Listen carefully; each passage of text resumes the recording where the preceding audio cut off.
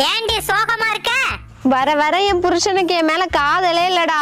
சரி கவலைப்படாத, நான் சொல்றத செய். சொல்லுடா. அவனை யாருமே இல்லாத அழகான இடத்துக்கு கூட்டிட்டு போடி, தானா காதல் வரும். சரிடா. ஏன்டி கண்ணை கட்டுற? உன்னை அழகான இடத்துக்கு கூட்டிட்டு போறேன்யா.